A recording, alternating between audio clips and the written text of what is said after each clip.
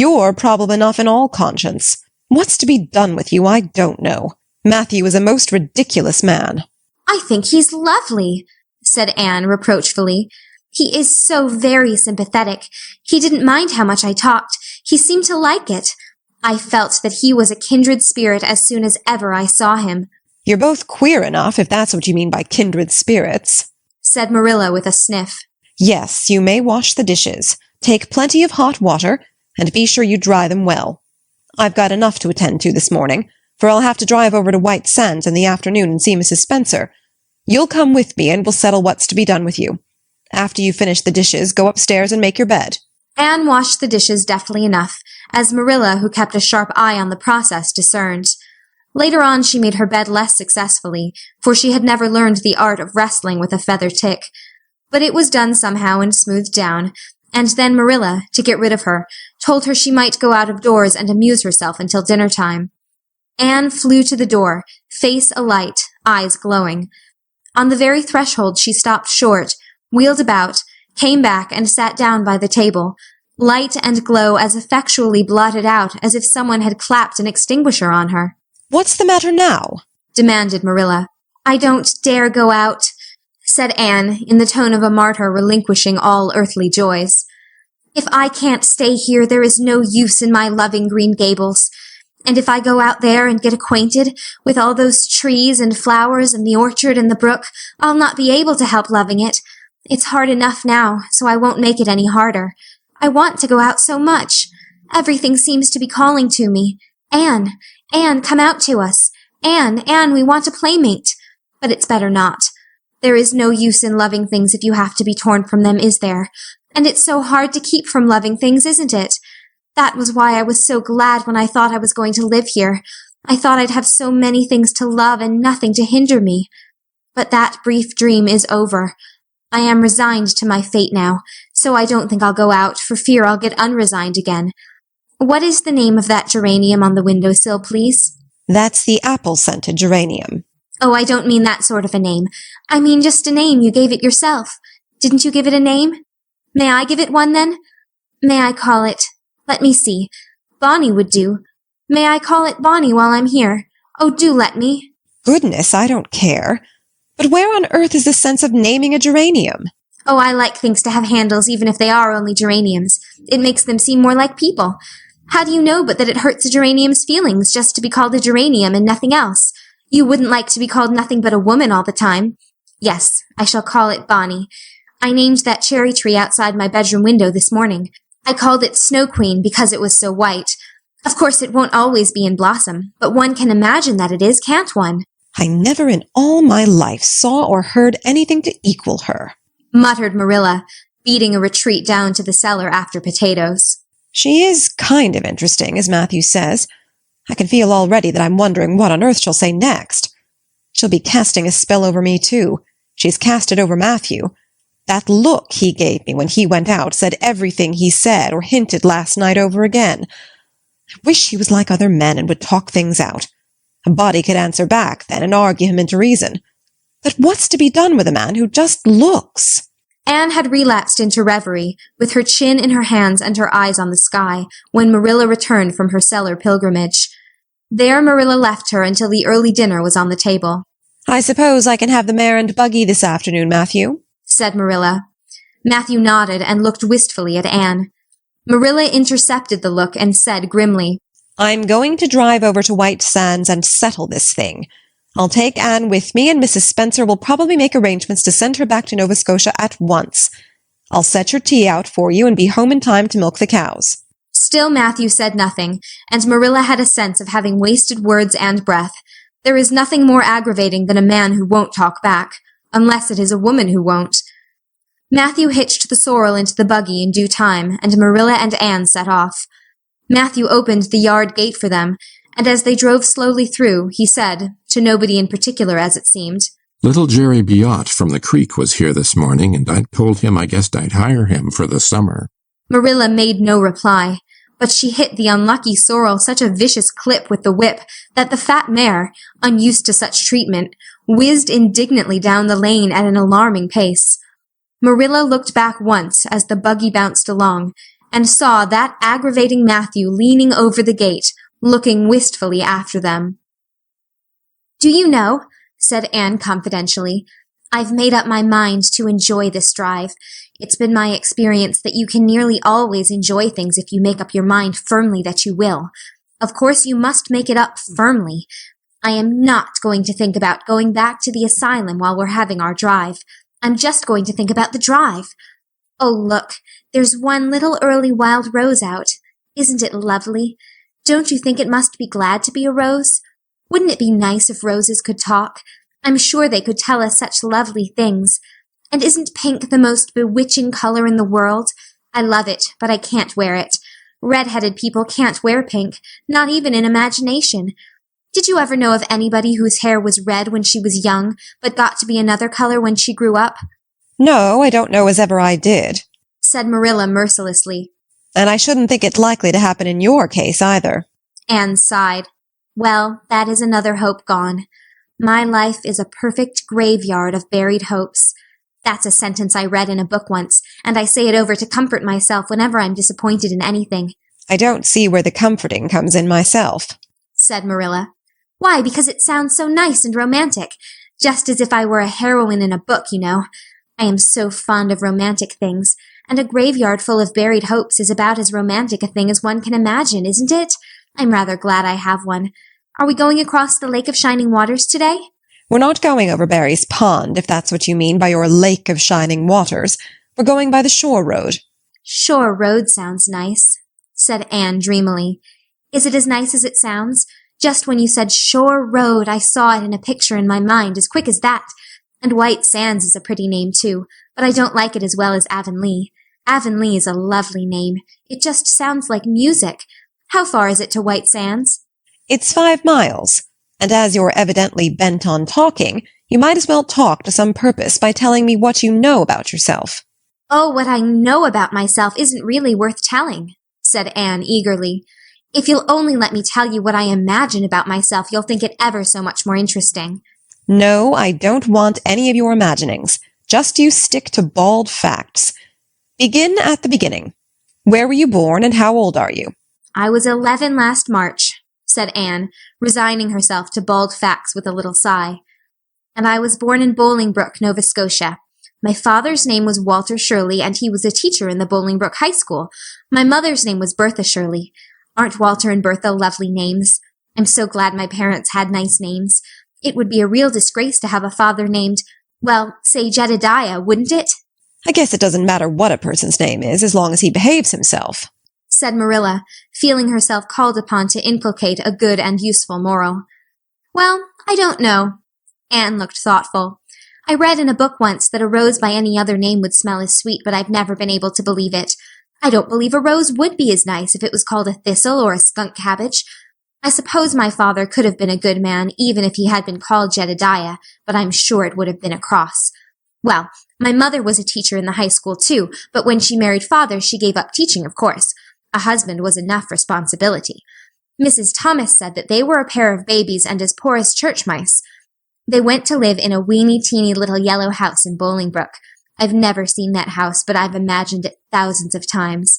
I think it must have had honeysuckle over the parlor window, and lilacs in the front yard, and lilies of the valley just inside the gate. Yes, and muslin curtains in all the windows. Muslin curtains give a house such an air. I was born in that house. Mrs. Thomas said I was the homeliest baby she ever saw. I was so scrawny and tiny and nothing but eyes, but that Mother thought I was perfectly beautiful. I should think a mother would be a better judge than a poor woman who came into scrub, wouldn't you? I'm glad she was satisfied with me anyhow. I would feel so sad if I thought I was a disappointment to her, because she didn't live very long after that, you see. She died of fever when I was just 3 months old. I do wish she'd lived long enough for me to remember calling her Mother. I think it would be so sweet to say Mother, don't you? And Father died 4 days afterwards from fever too. That left me an orphan, and folks were at their wits' end, so Mrs. Thomas said, what to do with me. You see, nobody wanted me even then. It seems to be my fate. Father and Mother had both come from places far away, and it was well known they hadn't any relatives living. Finally, Mrs. Thomas said she'd take me, though she was poor and had a drunken husband. She brought me up by hand. Do you know if there is anything in being brought up by hand that ought to make people who are brought up that way better than other people? Because whenever I was naughty, Mrs. Thomas would ask me how I could be such a bad girl when she had brought me up by hand, reproachful-like. Mr. and Mrs. Thomas moved away from Bolingbroke to Marysville, and I lived with them until I was 8 years old. I helped look after the Thomas children. There were 4 of them younger than me, and I can tell you they took a lot of looking after. Then Mr. Thomas was killed falling under a train, and his mother offered to take Mrs. Thomas and the children, but she didn't want me. Mrs. Thomas was at her wit's end, so she said what to do with me. Then Mrs. Hammond from up the river came down and said she'd take me, seeing I was handy with children, and I went up the river to live with her in a little clearing among the stumps. It was a very lonesome place. I'm sure I could never have lived there if I hadn't had an imagination. Mr. Hammond worked a little sawmill up there, and Mrs. Hammond had 8 children. She had twins 3 times. I like babies in moderation, but twins 3 times in succession is too much. I told Mrs. Hammond so firmly when the last pair came. I used to get so dreadfully tired carrying them about. I lived upriver with Mrs. Hammond over 2 years, and then Mr. Hammond died, and Mrs. Hammond broke up housekeeping. She divided her children among her relatives and went to the States. I had to go to the asylum at Hopeton because nobody would take me. They didn't want me at the asylum either. They said they were overcrowded as it was. But they had to take me, and I was there 4 months until Mrs. Spencer came. Anne finished up with another sigh, of relief this time. Evidently she did not like talking about her experiences in a world that had not wanted her. Did you ever go to school? Demanded Marilla, turning the sorrel mare down the shore road. Not a great deal. I went a little the last year I stayed with Mrs. Thomas. When I went upriver, we were so far from a school that I couldn't walk it in winter, and there was a vacation in summer, so I could only go in the spring and fall.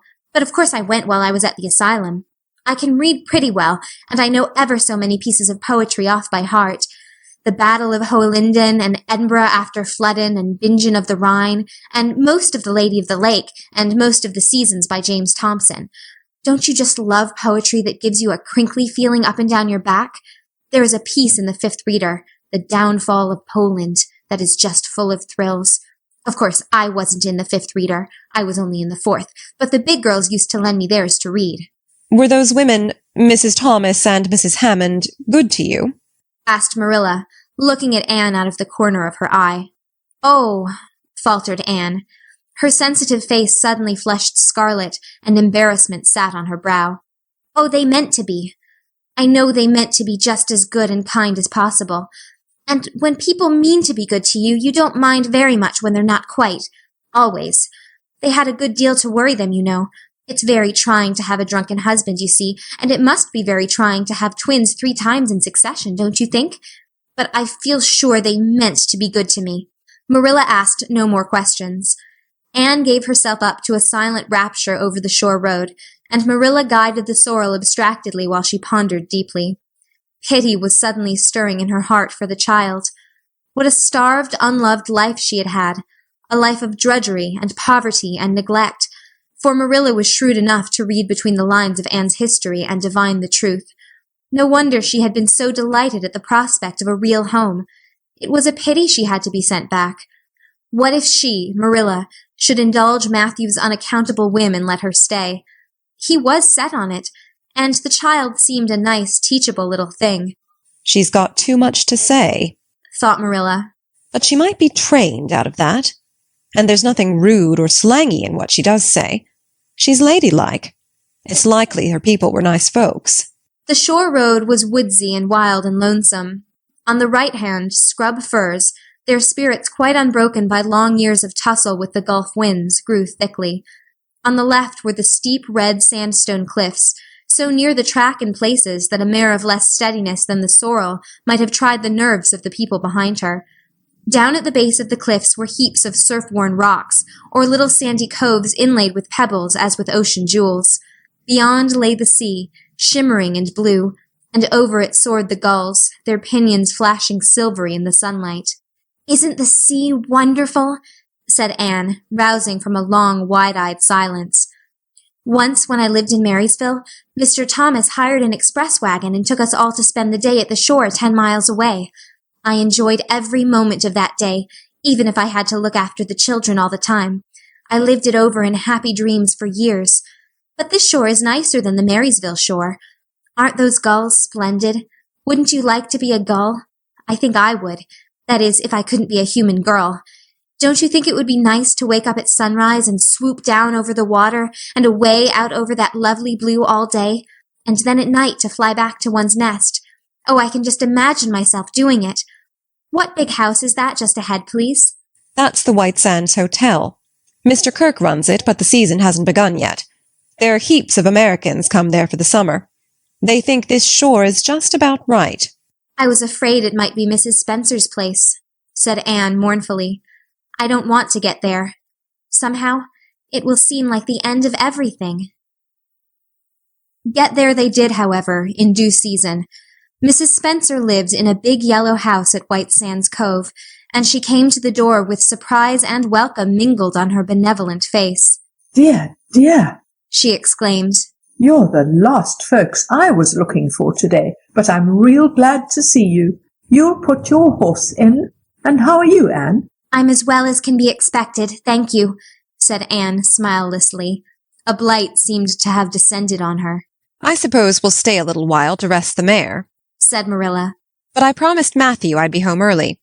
The fact is, Mrs. Spencer, there's been a queer mistake somewhere, and I've come over to see where it is. We sent word, Matthew and I, for you to bring us a boy from the asylum. We told your brother Robert to tell you we wanted a boy 10 or 11 years old. "Marilla Cuthbert, you don't say so," said Mrs. Spencer in distress. "Why, Robert sent down word by his daughter Nancy, and she said you wanted a girl. Didn't she, Flora Jane?" Appealing to her daughter who had come out to the steps. "She certainly did, Miss Cuthbert," corroborated Flora Jane earnestly. "I'm dreadfully sorry," said Mrs. Spencer. "It's too bad, but it certainly wasn't my fault. You see, Miss Cuthbert, I did the best I could, and I thought I was following your instructions. Nancy is a terrible flighty thing. I've often had to scold her well for her heedlessness." It was our own fault, said Marilla resignedly. We should have come to you ourselves and not left an important message to be passed along by word of mouth in that fashion. Anyhow, the mistake has been made, and the only thing to do is to set it right. Can we send the child back to the asylum? I suppose they'll take her back, won't they? "I suppose so," said Mrs. Spencer thoughtfully. "but I don't think it'll be necessary to send her back. Mrs. Peter Blewett was up here yesterday, and she was saying to me how much she wished she'd sent by me for a little girl to help her. Mrs. Peter has a large family, you know, and she finds it hard to get help. Anne will be the very girl for you. I call it positively providential." Marilla did not look as if she thought Providence had much to do with the matter. Here was an unexpectedly good chance to get this unwelcome orphan off her hands, and she did not even feel grateful for it. She knew Mrs. Peter Blewett only by sight, as a small, shrewish-faced woman without an ounce of superfluous flesh on her bones. But she had heard of her. A terrible worker and driver, Mrs. Peter was said to be, and discharged servant girls told fearsome tales of her temper and stinginess, and her family of pert, quarrelsome children. Marilla felt a qualm of conscience at the thought of handing Anne over to her tender mercies. Well, I'll go in and we'll talk the matter over, she said. "And if there isn't Mrs. Peter coming up the lane this blessed minute," exclaimed Mrs. Spencer, bustling her guests through the hall into the parlor, where a deadly chill struck on them as if the air had been strained so long through dark green, closely drawn blinds that it had lost every particle of warmth it had ever possessed. "This is real lucky, for we can settle the matter right away. Take the armchair, Miss Cuthbert. Anne, you sit here on the ottoman and don't wiggle. Let me take your hats. Flora Jane, go out and put the kettle on. Good afternoon, Mrs. Blewett. We were just saying how fortunate it was you happened along. Let me introduce you two ladies. Mrs. Blewett, Miss Cuthbert. Please excuse me for just a moment. I forgot to tell Flora Jane to take the buns out of the oven." Mrs. Spencer whisked away after pulling up the blinds. Anne, sitting mutely on the ottoman, with her hands clasped tightly in her lap, stared at Mrs. Blewett as one fascinated. Was she to be given into the keeping of this sharp-faced, sharp-eyed woman? She felt a lump coming up in her throat, and her eyes smarted painfully. She was beginning to be afraid she couldn't keep the tears back when Mrs. Spencer returned, flushed and beaming, quite capable of taking any and every difficulty, physical, mental, or spiritual, into consideration and settling it out of hand. "It seems there has been a mistake about this little girl, Mrs. Blewett," she said. "I was under the impression that Mr. and Miss Cuthbert wanted a little girl to adopt. I was certainly told so, but it seems it was a boy they wanted. So, if you're still of the same mind you were yesterday, I think she'll be just the thing for you." Mrs. Blewett darted her eyes over Anne from head to foot. "How old are you, and what's your name?" she demanded. "Anne Shirley," faltered the shrinking child, not daring to make any stipulations regarding the spelling thereof. "And I'm 11 years old." "Huh! You don't look as if there was much to you, but you're wiry. I don't know, but the wiry ones are the best after all. Well, if I take you, you'll have to be a good girl, you know, good and smart and respectful. I'll expect you to earn your keep, and no mistake about that. Yes, I suppose I might as well take her off your hands, Miss Cuthbert. The baby's awful fractious, and I'm clean worn out attending to him. If you like, I can take her home right now." Marilla looked at Anne, and softened at sight of the child's pale face with its look of mute misery, the misery of a helpless little creature who finds itself once more caught in the trap from which it had escaped. Marilla felt an uncomfortable conviction that, if she denied the appeal of that look, it would haunt her to her dying day. Moreover, she did not fancy Mrs. Blewett. To hand a sensitive, high-strung child over to such a woman! No, she could not take the responsibility of doing that. "Well, I don't know," she said slowly. "I didn't say that Matthew and I had absolutely decided that we wouldn't keep her. In fact, I may say that Matthew is disposed to keep her. I just came over to find out how the mistake had occurred. I think I'd better take her home again and talk it over with Matthew. I feel that I oughtn't to decide on anything without consulting him. If we make up our mind not to keep her, we'll bring or send her over to you tomorrow night. If we don't, you may know that she is going to stay with us. Will that suit you, Mrs. Blewett?" "I suppose it'll have to," said Mrs. Blewett ungraciously. During Marilla's speech, a sunrise had been dawning on Anne's face. First, the look of despair faded out. Then came a faint flush of hope. Her eyes grew deep and bright as morning stars. The child was quite transfigured, and a moment later, when Mrs. Spencer and Mrs. Blewett went out in quest of a recipe the latter had come to borrow, she sprang up and flew across the room to Marilla. "Oh, Miss Cuthbert, did you really say that perhaps you would let me stay at Green Gables?" she said, in a breathless whisper, as if speaking aloud might shatter the glorious possibility. "Did you really say it, or did I only imagine that you did?"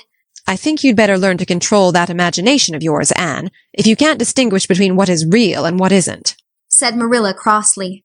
"Yes, you did hear me say just that, and no more. It isn't decided yet, and perhaps we will conclude to let Mrs. Blewett take you after all. She certainly needs you much more than I do." "I'd rather go back to the asylum than go to live with her," said Anne passionately. "She looks exactly like a gimlet." Marilla smothered a smile under the conviction that Anne must be reproved for such a speech. "A little girl like you should be ashamed of talking so about a lady and a stranger," she said severely. "Go back and sit down quietly and hold your tongue, and behave as a good girl should." "I'll try to do and be anything you want me if you'll only keep me," said Anne, returning meekly to her ottoman. When they arrived back at Green Gables that evening, Matthew met them in the lane. Marilla from afar had noted him prowling along it and guessed his motive. She was prepared for the relief she read in his face when he saw that she had at least brought Anne back with her, but she said nothing to him relative to the affair until they were both out in the yard behind the barn milking the cows. Then she briefly told him Anne's history and the result of the interview with Mrs. Spencer. "I wouldn't give a dog I liked to that Blewett woman," said Matthew with unusual vim. "I don't fancy her style myself," admitted Marilla. "But it's that or keeping her ourselves, Matthew. And since you seem to want her, I suppose I'm willing. Or have to be. I've been thinking over the idea until I've got kind of used to it. It seems a sort of duty. I've never brought up a child, especially a girl, and I dare say I'll make a terrible mess of it. But I'll do my best. So far as I'm concerned, Matthew, she may stay." Matthew's shy face was a glow of delight.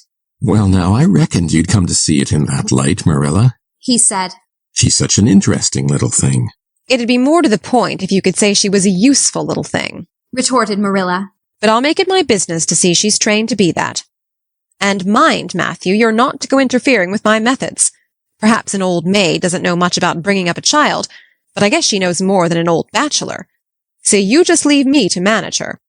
When I fail, it'll be time enough to put your oar in. There, Marilla, you can have your own way, said Matthew reassuringly. Only be as good and kind to her as you can without spoiling her. I kind of think she's one of the sort you can do anything with if you only get her to love you. Marilla sniffed to express her contempt for Matthew's opinions concerning anything feminine, and walked off to the dairy with the pails.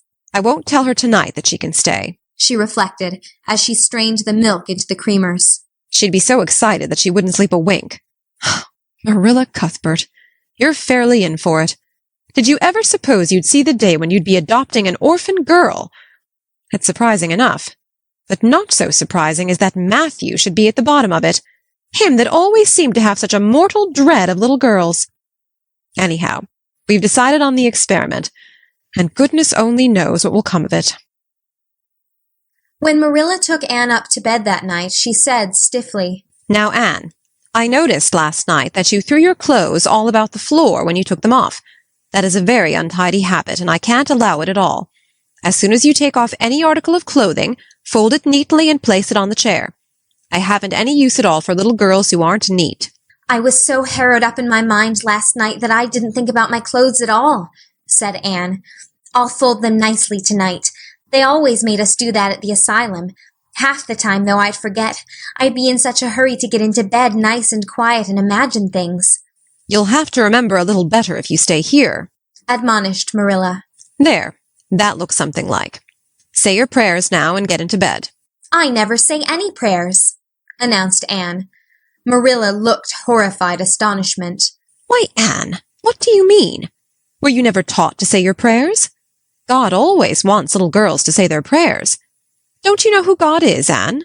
God is a spirit, infinite, eternal, and unchangeable in his being, wisdom, power, holiness, justice, goodness, and truth, responded Anne promptly and glibly. Marilla looked rather relieved. So you do know something, then. Thank goodness. You're not quite a heathen. Where did you learn that? Oh, at the asylum Sunday school. They made us learn the whole catechism. I liked it pretty well. There's something splendid about some of the words. Infinite, eternal, and unchangeable. Isn't that grand? It has such a roll to it, just like a big organ playing. You couldn't quite call it poetry, I suppose, but it sounds a lot like it, doesn't it? We're not talking about poetry, Anne. We are talking about saying your prayers. Don't you know it's a terrible, wicked thing not to say your prayers every night? I'm afraid you are a very bad little girl. You'd find it easier to be bad than good if you had red hair, said Anne reproachfully. People who haven't red hair don't know what trouble is. Mrs. Thomas told me that God made my hair red on purpose, and I've never cared about him since. And anyhow, I'd always be too tired at night to bother saying prayers. People who have to look after twins can't be expected to say their prayers. Now, do you honestly think they can? Marilla decided that Anne's religious training must be begun at once. Plainly, there was no time to be lost. You must say your prayers while you are under my roof, Anne. Why, of course, if you want me to, assented Anne cheerfully. I'd do anything to oblige you, but you'll have to tell me what to say for this once. After I get into bed, I'll imagine out a real nice prayer to say always. I believe that it will be quite interesting, now that I come to think of it. You must kneel down, said Marilla in embarrassment. Anne knelt at Marilla's knee and looked up gravely. Why must people kneel down to pray? If I really wanted to pray, I'll tell you what I'd do. I'd go out into a great big field all alone, or into the deep, deep woods, and I'd look up into the sky, up, up, up into that lovely blue sky that looks as if there was no end to its blueness. And then I'd just feel a prayer. Well, I'm ready. What am I to say? Marilla felt more embarrassed than ever. She had intended to teach Anne the childish classic, Now I Lay Me Down to Sleep. But she had, as I have told you, the glimmerings of a sense of humor, which is simply another name for a sense of fitness of things, and it suddenly occurred to her that that simple little prayer, sacred to white-robed childhood lisping at motherly knees, was entirely unsuited to this freckled witch of a girl who knew and cared nothing about God's love, since she had never had it translated to her through the medium of human love. "You're old enough to pray for yourself, Anne," she said finally. "Just thank God for your blessings and ask him humbly for the things you want." "Well, I'll do my best," promised Anne, burying her face in Marilla's lap. "Gracious Heavenly Father. That's the way the ministers say it in church, so I suppose it's all right in private prayer, isn't it?" she interjected, lifting her head for a moment. "Gracious Heavenly Father, I thank thee for the white way of delight, and the lake of shining waters, and Bonnie and the Snow Queen. I'm really extremely grateful for them, and that's all the blessings I can think of just now to thank thee for. As for the things I want, they're so numerous that it would take a great deal of time to name them all, so I will only mention the two most important. Please let me stay at Green Gables, and please let me be good-looking when I grow up. I remain, yours respectfully, Anne Shirley." "There, did I do all right?" she asked eagerly, getting up. "I could have made it much more flowery if I'd had a little more time to think it over." Poor Marilla was only preserved from complete collapse by remembering that it was not irreverence, but simply spiritual ignorance on the part of Anne that was responsible for this extraordinary petition. She tucked the child up in bed, mentally vowing that she should be taught a prayer the very next day, and was leaving the room with the light when Anne called her back. "I've just thought of it now. I should have said Amen in place of yours respectfully, shouldn't I? The way the ministers do. I'd forgotten it, but I felt a prayer should be finished off in some way, so I put in the other. Do you suppose it will make any difference?" I don't suppose it will," said Marilla. "Go to sleep now like a good child. Good night." "I can say good night tonight with a clear conscience," said Anne, cuddling luxuriously down among her pillows. Marilla retreated to the kitchen, set the candle firmly on the table, and glared at Matthew. "Matthew Cuthbert. It's about time somebody adopted that child and taught her something. She's next door to a perfect heathen. Will you believe that she never said a prayer in her life till tonight? I'll send her to the manse tomorrow, and borrow the Peep of the Day series, that's what I'll do. And she shall go to Sunday school just as soon as I can get some suitable clothes made for her. I foresee that I shall have my hands full. Well, well, we can't get through this world without our share of trouble. I've had a pretty easy life of it so far, but my time has come at last, and I suppose I'll just have to make the best of it." For reasons best known to herself, Marilla did not tell Anne that she was to stay at Green Gables until the next afternoon. During the forenoon, she kept the child busy with various tasks and watched over her with a keen eye while she did them. By noon, she had concluded that Anne was smart and obedient, willing to work and quick to learn. Her most serious shortcoming seemed to be a tendency to fall into daydreams in the middle of a task and forget all about it until such time as she was sharply recalled to earth by a reprimand or a catastrophe. When Anne had finished washing the dinner dishes, she suddenly confronted Marilla with the air and expression of one desperately determined to learn the worst. Her thin little body trembled from head to foot, her face flushed, and her eyes dilated until they were almost black. She clasped her hands tightly and said in an imploring voice, "Oh, please, Miss Cuthbert, won't you tell me if you are going to send me away or not? I've tried to be patient all the morning, but I really feel that I cannot bear not knowing any longer. It's a dreadful feeling. Please tell me." "You haven't scalded the dishcloth in clean hot water as I told you to do," said Marilla immovably. "Just go and do it before you ask any more questions, Anne." Anne went and attended to the dishcloth. Then she returned to Marilla and fastened imploring eyes on the latter's face. "Well," said Marilla, unable to find any excuse for deferring her explanation longer, "I suppose I might as well tell you. Matthew and I have decided to keep you. That is, if you will try to be a good little girl and show yourself grateful. Why, child, whatever is the matter?" "I'm crying," said Anne in a tone of bewilderment. "I can't think why. I'm as glad can be. Oh, glad doesn't seem the right word at all. I was glad about the white way and the cherry blossoms. But this, oh, it's something more than glad. I'm so happy. I'll try to be so good. It will be uphill work, I expect, for Mrs. Thomas often told me I was desperately wicked. However, I'll do my very best. But can you tell me why I'm crying?" I suppose it's because you're all excited and worked up, said Marilla disapprovingly. Sit down on that chair and try to calm yourself. I'm afraid you both cry and laugh far too easily.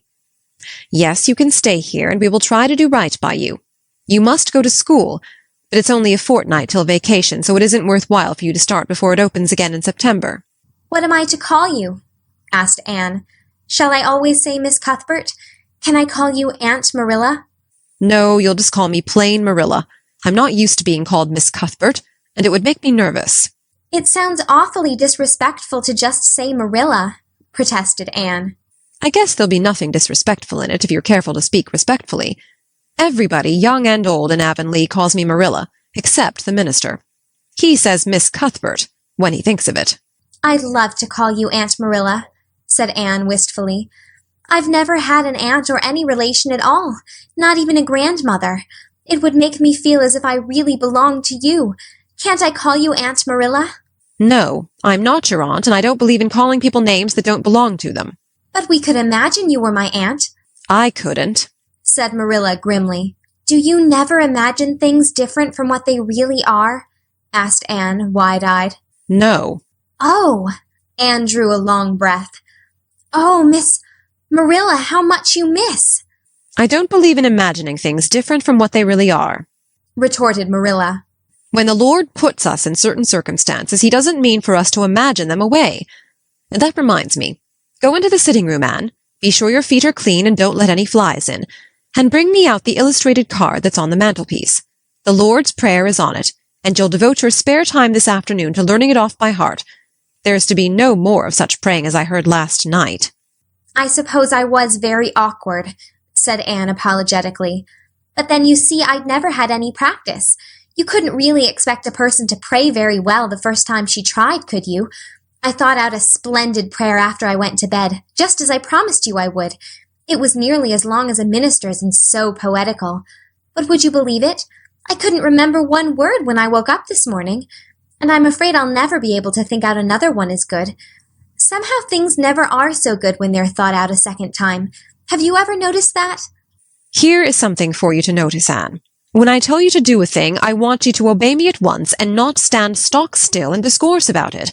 Just you go and do as I bid you. Anne promptly departed for the sitting room across the hall. She failed to return. After waiting 10 minutes, Marilla laid down her knitting and marched after her with a grim expression. She found Anne standing motionless before a picture hanging on the wall between the two windows, with her eyes a-star with dreams. The white and green light strained through apple trees and clustering vines outside fell over the rapt little figure with a half-unearthly radiance. Anne, whatever are you thinking of? Demanded Marilla sharply. Anne came back to earth with a start. That, she said, pointing to the picture, a rather vivid chromo entitled Christ Blessing Little Children. And I was just imagining I was one of them, that I was the little girl in the blue dress, standing off by herself in the corner as if she didn't belong to anybody, like me. She looks lonely and sad, don't you think? I guess she hadn't any father or mother of her own. But she wanted to be blessed too, so she just crept shyly up on the outside of the crowd, hoping nobody would notice her, except him. I'm sure I know just how she felt.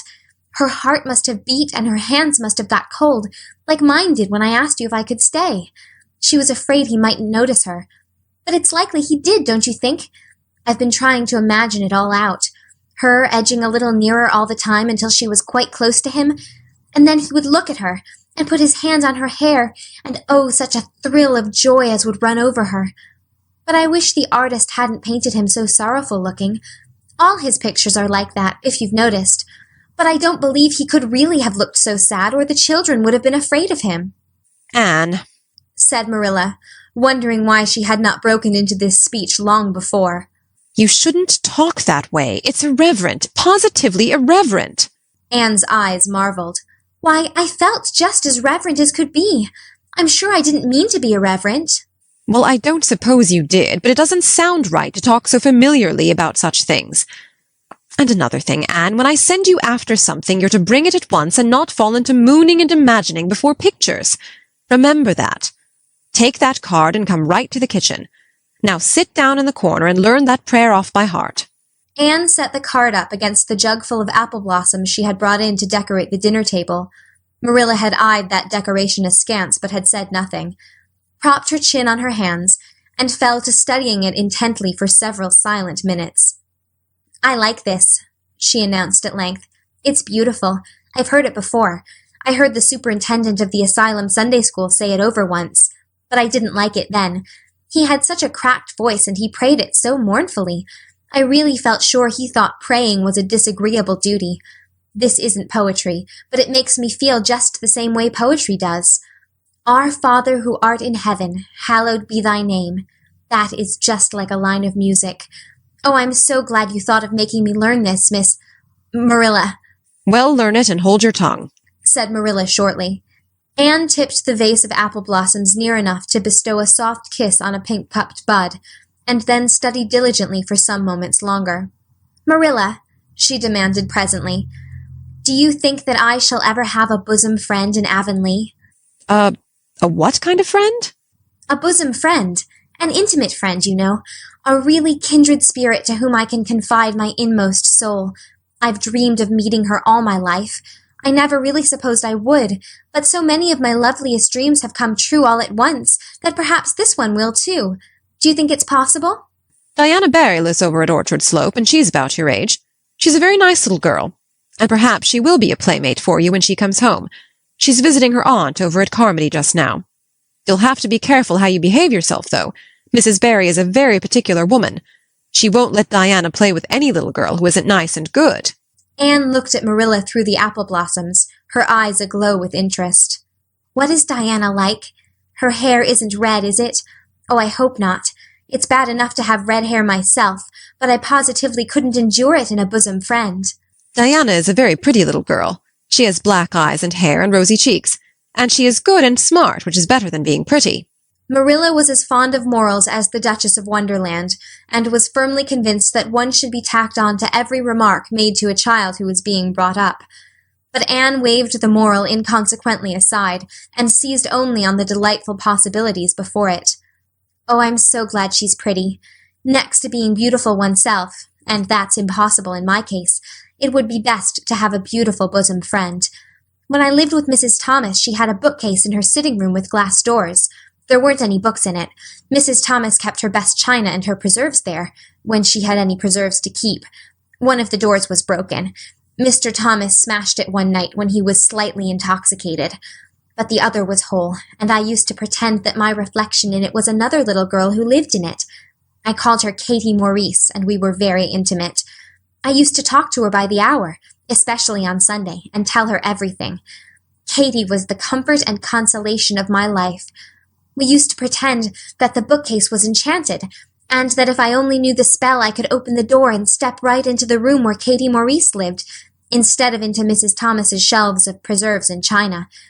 And then Katie Maurice would have taken me by the hand and led me out into a wonderful place, all flowers and sunshine and fairies, and we would have lived there happy forever after. When I went to live with Mrs. Hammond, it just broke my heart to leave Katie Maurice. She felt it dreadfully, too. I know she did, for she was crying when she kissed me goodbye through the bookcase door.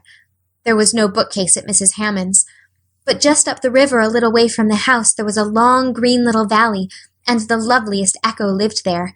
It echoed back every word you said, even if you didn't talk a bit loud.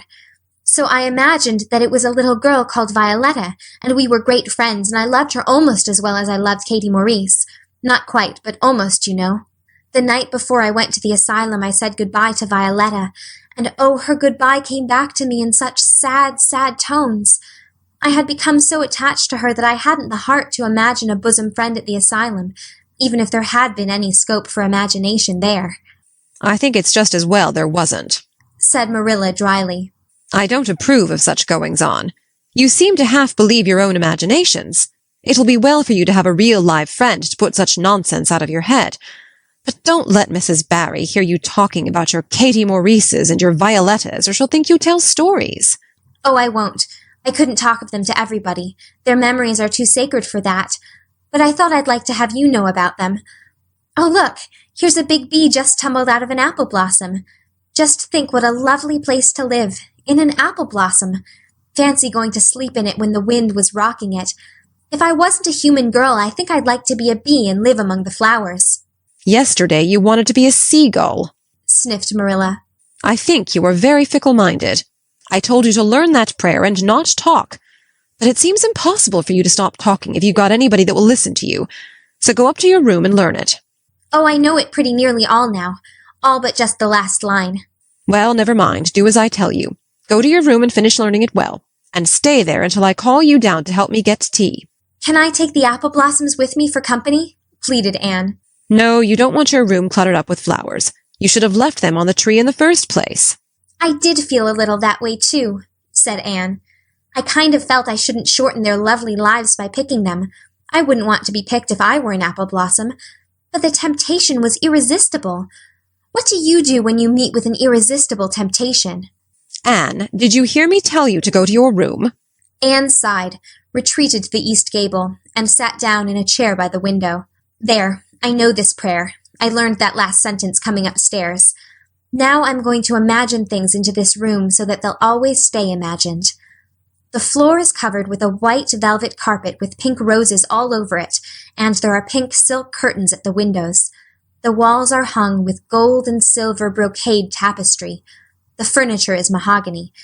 I never saw any mahogany, but it does sound so luxurious.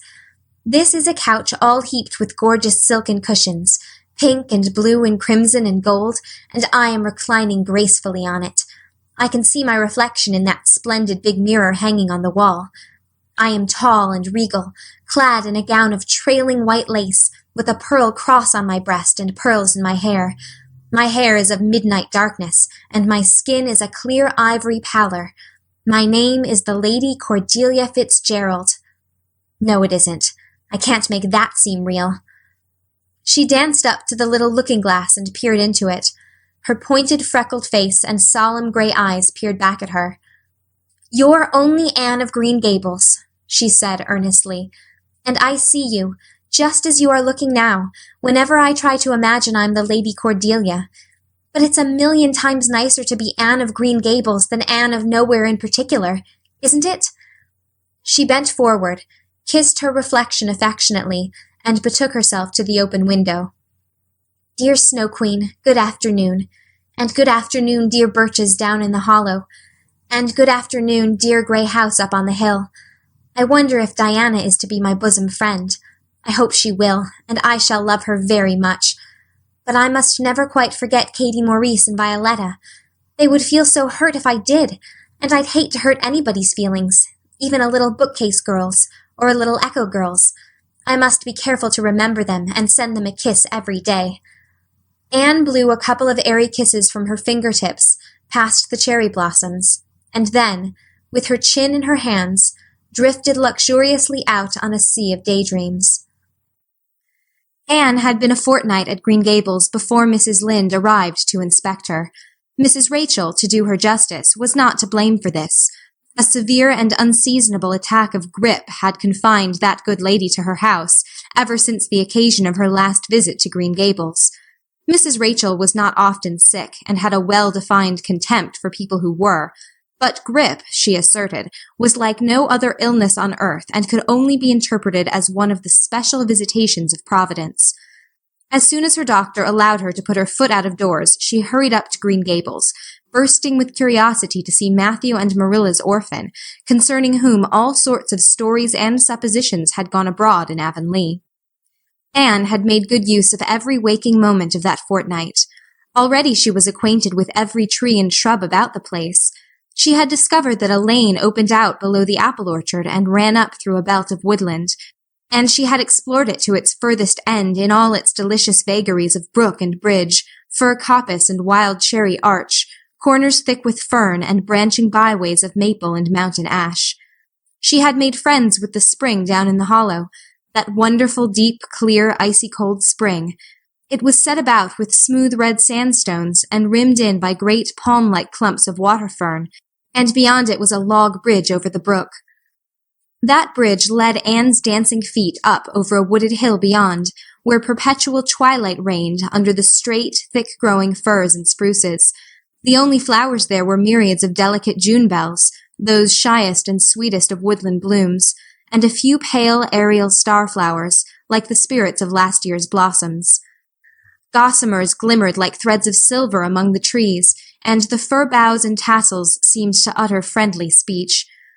All these raptured voyages of exploration were made in the odd half-hours which she was allowed for play, and Anne talked Matthew and Marilla half-deaf over her discoveries. Not that Matthew complained, to be sure. He listened to it all with a wordless smile of enjoyment on his face. Marilla permitted the chatter until she found herself becoming too interested in it, whereupon she always promptly quenched Anne by a curt command to hold her tongue. Anne was out in the orchard when Mrs. Rachel came, wandering at her own sweet will through the lush, tremulous grasses splashed with ruddy evening sunshine. So that good lady had an excellent chance to talk her illness fully over, describing every ache and pulse beat with such evident enjoyment that Marilla thought even grippe must bring its compensations. When details were exhausted, Mrs. Rachel introduced the real reason of her call. "I've been hearing some surprising things about you and Matthew." I don't suppose you are any more surprised than I am myself, said Marilla. I'm getting over my surprise now. "It was too bad there was such a mistake," said Mrs. Rachel sympathetically. "Couldn't you have sent her back?" I suppose we could, but we decided not to. Matthew took a fancy to her. And I must say I like her myself, although I admit she has her faults. The house seems a different place already. She's a real bright little thing. Marilla said more than she had intended to say when she began, for she read disapproval in Mrs. Rachel's expression. "It's a great responsibility you've taken on yourself," said that lady gloomily. "especially when you've never had any experience with children. You don't know much about her, or her real disposition, I suppose, and there's no guessing how a child like that will turn out. But I don't want to discourage you, I'm sure, Marilla." I'm not feeling discouraged, was Marilla's dry response. When I make my mind up to do a thing, it stays made up. I suppose you'd like to see Anne. I'll call her in. Anne came running in presently, her face sparkling with the delight of her orchard rovings. But, abashed at finding herself in the unexpected presence of a stranger, she halted confusedly inside the door.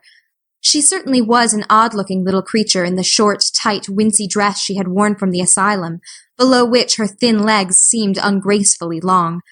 Her freckles were more numerous and obtrusive than ever. The wind had ruffled her hatless hair into over-brilliant disorder. It had never looked redder than at that moment. "Well, they didn't pick you for your looks, that's sure and certain," was Mrs. Rachel Lynde's emphatic comment. Mrs. Rachel was one of those delightful and popular people who pride themselves on speaking their mind without fear or favor. "She's terrible skinny and homely, Marilla. Come here, child, and let me have a look at you. Lawful heart, did anyone ever see such freckles? And hair as red as carrots? Come here, child, I say." Anne came there, but not exactly as Mrs. Rachel expected. With one bound, she crossed the kitchen floor and stood before Mrs. Rachel, her face scarlet with anger, her lips quivering, and her whole slender form trembling from head to foot. "I hate you!" she cried in a choked voice, stamping her foot on the floor. "I hate you! I hate you! I hate you!" A louder stamp with each assertion of hatred. "How dare you call me skinny and ugly? How dare you say I'm freckled and red-headed? You are a rude, impolite, unfeeling woman." Anne! exclaimed Marilla in consternation. But Anne continued to face Mrs. Rachel undauntedly, head up, eyes blazing, hands clenched, passionate indignation exhaling from her like an atmosphere. "How dare you say such things about me?" she repeated vehemently. "How would you like to have such things said about you? How would you like to be told that you are fat and clumsy and probably hadn't a spark of imagination in you? I don't care if I do hurt your feelings by saying so. I hope I hurt them. You have hurt mine worse than they were ever hurt before, even by Mrs. Thomas's intoxicated husband. And I'll never forgive you for it. Never, never." Stamp, stamp. "Did anybody ever see such a temper?" exclaimed the horrified Mrs. Rachel. Anne, go to your room and stay there until I come up, said Marilla, recovering her powers of speech with difficulty. Anne, bursting into tears, rushed to the hall door, slammed it until the tins on the porch wall outside rattled in sympathy, and fled through the hall and up the stairs like a whirlwind. A subdued slam above told that the door of the east gable had been shut with equal vehemence. "Well, I don't envy you your job bringing that up, Marilla," said Mrs. Rachel with unspeakable solemnity. Marilla opened her lips to say she knew not what of apology or deprecation. What she did say was a surprise to herself then and ever afterwards. You shouldn't have twitted her about her looks, Rachel. Marilla Cuthbert, you don't mean to say that you are upholding her in such a terrible display of temper as we've just seen? Demanded Mrs. Rachel indignantly. No, said Marilla slowly. I'm not trying to excuse her. She's been very naughty, and I'll have to give her a talking to about it. But we must make allowances for her. She's never been taught what is right. And you were too hard on her, Rachel. Marilla could not help tacking on that last sentence, although she was again surprised at herself for doing it. Mrs. Rachel got up with an air of offended dignity. Well, I see that I'll have to be very careful what I say after this, Marilla, since the fine feelings of orphans, brought from goodness knows where, have to be considered before anything else. Oh, no, I'm not vexed. Don't worry yourself. I'm too sorry for you to leave any room for anger in my mind. You'll have your own troubles with that child. But if you'll take my advice, which I suppose you won't do, although I've brought up 10 children and buried 2, you'll do that talking to you mentioned with a fair-sized birch switch. I should think that would be the most effective language for that kind of a child. Her temper matches her hair, I guess. Well, good evening, Marilla. I hope you'll come down to see me often as usual. But you can't expect me to visit here again in a hurry, if I'm liable to be flown at and insulted in such a fashion. It's something new in my experience. Whereat Mrs. Rachel swept out and away, if a fat woman who always waddled could be said to sweep away, and Marilla, with a very solemn face, betook herself to the east gable. On the way upstairs she pondered uneasily as to what she ought to do. She felt no little dismay over the scene that had just been enacted. How unfortunate that Anne should have displayed such temper before Mrs. Rachel Lynde, of all people. Then Marilla suddenly became aware of an uncomfortable and rebuking consciousness that she felt more humiliation over this than sorrow over the discovery of such a serious defect in Anne's disposition. And how was she to punish her? The amiable suggestion of the birch switch, to the efficiency of which all of Mrs. Rachel's own children could have borne smarting testimony, did not appeal to Marilla. She did not believe she could whip a child. No, some other method of punishment must be found to bring Anne to a proper realization of the enormity of her offense. Marilla found Anne face downward on her bed, crying bitterly, quite oblivious of muddy boots on a clean counterpane. Anne, she said not ungently. No answer. Anne, with greater severity. Get off that bed this minute and listen to what I have to say to you. Anne squirmed off the bed and sat rigidly on a chair beside it, her face swollen and tear-stained, and her eyes fixed stubbornly on the floor. This is a nice way for you to behave. Anne, aren't you ashamed of yourself? She hadn't any right to call me ugly and red-headed, retorted Anne, evasive and defiant. You hadn't any right to fly into such a fury and talk the way you did to her, Anne. I was ashamed of you, thoroughly ashamed of you. I wanted you to behave nicely to Mrs. Lynde, and instead of that, you have disgraced me. I'm sure I don't know why you should lose your temper like that just because Mrs. Lynde said you were red-haired and homely. You say it yourself often enough. Oh, but there's such a difference between saying a thing yourself and hearing other people say it, wailed Anne. You may know a thing is so, but you can't help hoping other people don't quite think it is. I suppose you think I have an awful temper, but I couldn't help it. When she said those things, something just rose right up in me and choked me. I had to fly out at her. Well, you made a fine exhibition of yourself, I must say. Mrs. Lynde will have a nice story to tell about you everywhere, and she'll tell it, too. It was a dreadful thing for you to lose your temper like that, Anne. Just imagine how you would feel if somebody told you to your face that you were skinny and ugly, pleaded Anne tearfully. An old remembrance suddenly rose up before Marilla. She had been a very small child when she had heard one aunt say of her to another, "What a pity she is such a dark, homely little thing." Marilla was every day of 50 before the sting had gone out of that memory. I don't say that I think Mrs. Lynde was exactly right in saying what she did to you, Anne, she admitted in a softer tone. Rachel is too outspoken, but that is no excuse for such behavior on your part. She was a stranger and an elderly person and my visitor. All 3 very good reasons for why you should have been respectful to her. You were rude and saucy and— Marilla had a saving inspiration of punishment. You must go to her and tell her you are very sorry for your bad temper, and ask her to forgive you. I can never do that, said Anne determinedly and darkly. You can punish me in any way you like, Marilla. You can shut me up in a dark, damp dungeon inhabited by snakes and toads, and feed me only on bread and water, and I shall not complain. But I cannot ask Mrs. Lynde to forgive me. We're not in the habit of shutting people up in dark, damp dungeons, said Marilla dryly. Especially as they're rather scarce in Avonlea. But apologize to Mrs. Lynde you must and shall, and you'll stay here in your room until you can tell me you're willing to do it. I shall have to stay here forever then, said Anne mournfully, because I can't tell Mrs. Lynde I'm sorry I said those things to her. How can I? I'm not sorry. I'm sorry I vexed you, but I'm glad I told her just what I did. It was a great satisfaction.